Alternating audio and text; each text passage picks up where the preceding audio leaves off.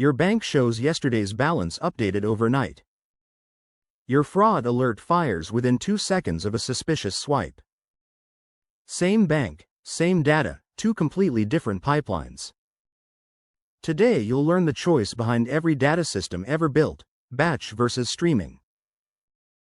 Welcome to Golden Concepts by Uplatz, where we teach you the few ideas that matter most in every technology. Let's define the two.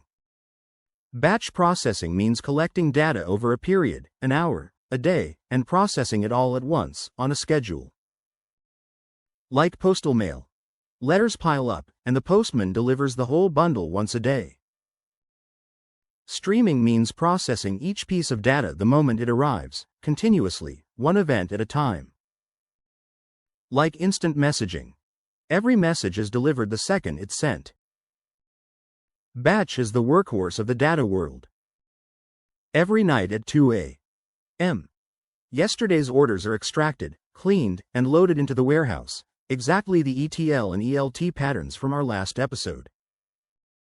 By morning, dashboards are fresh. It's simple to build, easy to fix, and cheap to run.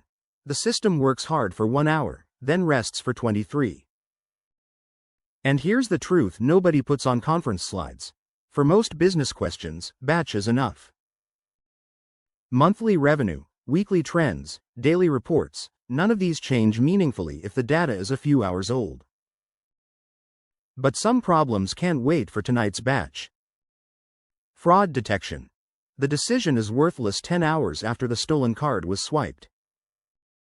Live delivery tracking. Stock trading. Recommendations reacting to what you clicked seconds ago.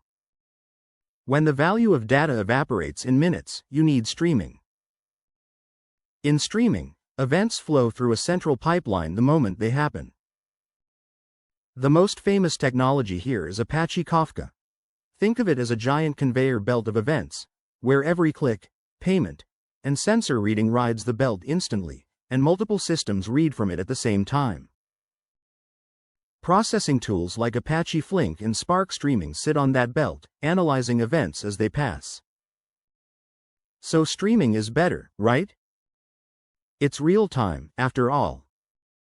Careful. Streaming is dramatically harder and more expensive. The system never rests, it runs 24/7. Events arrive late, or out of order, or twice.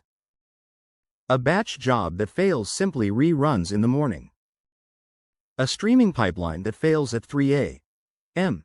is losing live data right now, and someone's phone is ringing. Engineering effort, cost, and complexity all multiply. That's why the golden question is never, can we make it real time? It's, what does this decision actually require? Be honest about freshness. A dashboard viewed every Monday morning does not need second-by-second updates, no matter how impressive that sounds in a meeting. Engineers call this requirement latency.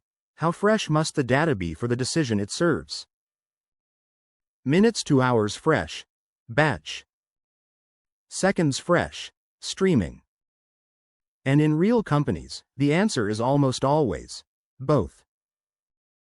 Batch pipelines handle the heavy historical reporting, streaming pipelines handle the handful of genuinely urgent use cases. The two run side by side, each doing what it's best at. Here is your golden tip. When someone demands real-time data, ask one question. What will you do differently if the data is 1 hour old versus 1 second old? If the honest answer is nothing, build batch and save the money. If the answer is, block the fraudulent payment, build streaming, and spend gladly. The use case, not the technology hype, makes the call. Let's wrap up with the golden concept in one line. Batch processes data in scheduled chunks, cheap and simple. Streaming processes events the instant they happen, powerful and expensive. Match the pipeline to how fast the decision truly needs to be.